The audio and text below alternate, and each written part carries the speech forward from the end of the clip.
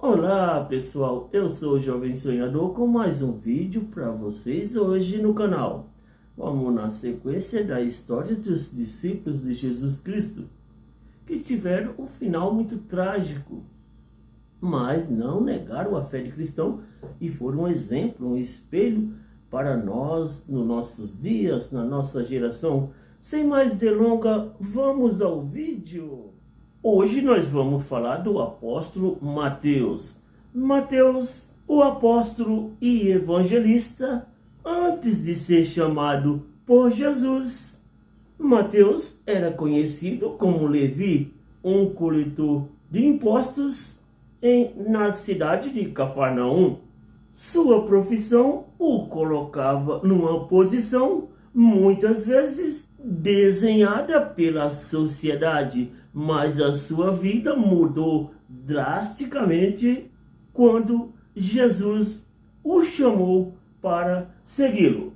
Sua contribuição mais duradoura foi o registro do seu testemunho em forma de evangelho, que se tornou parte fundamental no Novo Testamento. De acordo com tradições antigas, Mateus teria continuado a pregar o evangelho após a ascensão de Jesus. Os relatos sugerem que ele tinha pregado em várias regiões, como na Etiópia e na Pérsia atual. Quanto à sua morte, há várias narrativas. Entretanto, a tradição mais infundida afirma que Mateus foi martirizado na cidade de Nadabá, localizado na Etiópia. Enquanto celebrava uma missão, ele teria sido morto por espada, em testemunho de sua fé em Jesus Cristo. Tomé, também conhecido como Tomé Dito, ou Tomé o Gêmeo, é um dos 12 apóstolos escolhido por Jesus.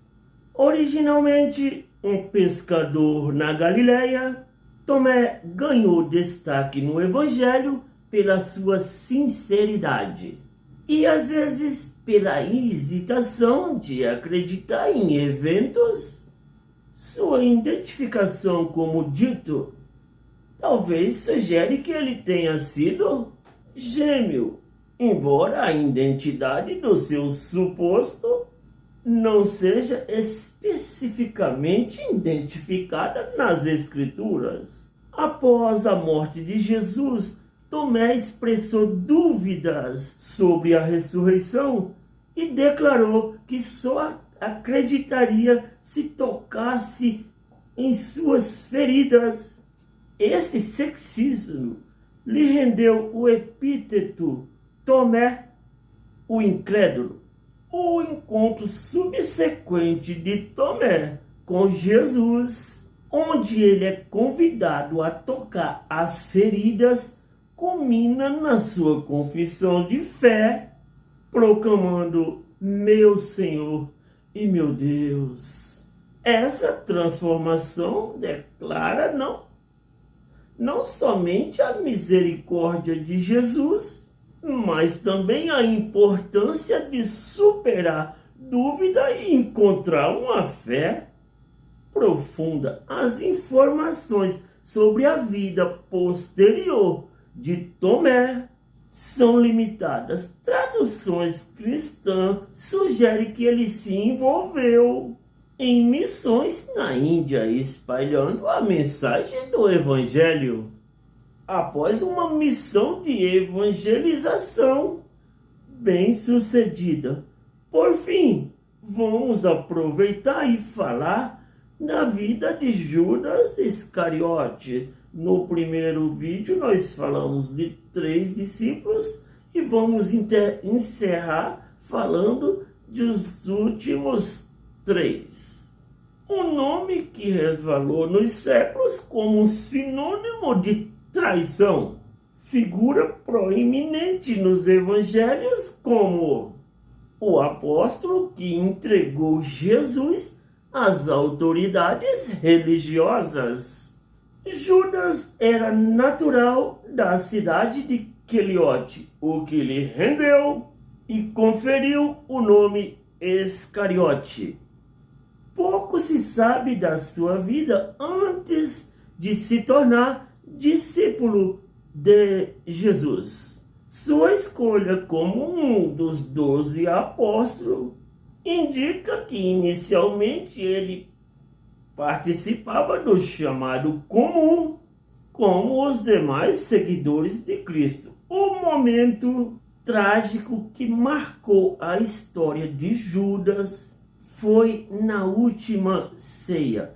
Conforme os relatos na vida de Judas, Satanás entrou em Judas, levando a trair seu mestre Jesus por 30 moedas de pratas. Ele então indicou Jesus aos líderes religiosos com um beijo, sinalizando a quem deveria ser preso.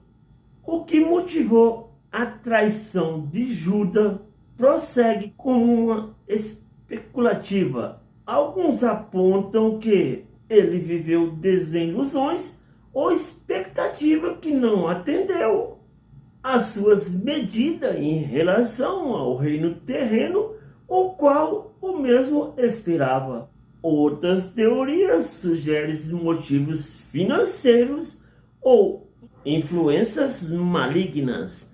Após a traição, a vida de Judas entrou em uma espiral de tragédia. Ao perceber as consequências do seu ato, ele tentou devolver as 30 moedas de pratas aos líderes religiosos, mas sentindo-se incapaz de lidar com a culpa e com o remorso, a tradição cristã frequentemente destaca o destino trágico de Judas como lembrete da ceia e do preço da traição, mas também lança culpas sobre o livre-arbítrio humano e o seu destino.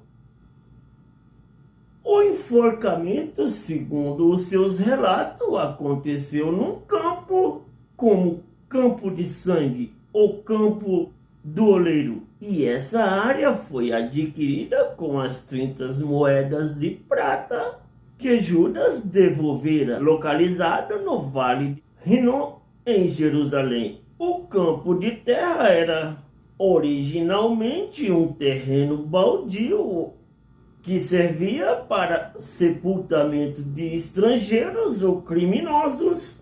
Os líderes religiosos adquiriram esse terreno com a finalidade específica de enterrar estrangeiros que faleciam na cidade, denominando campo de sangue.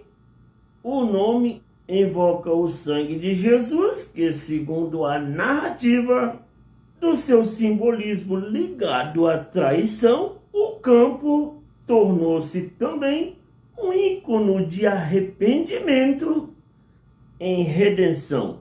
A morte de Judas Iscariotes é relatada no Novo Testamento, especificamente nos Evangelhos de Mateus e Atos dos Apóstolos. As narrativas diferem um pouco em detalhe, mas convergem com o mesmo desfecho trágico.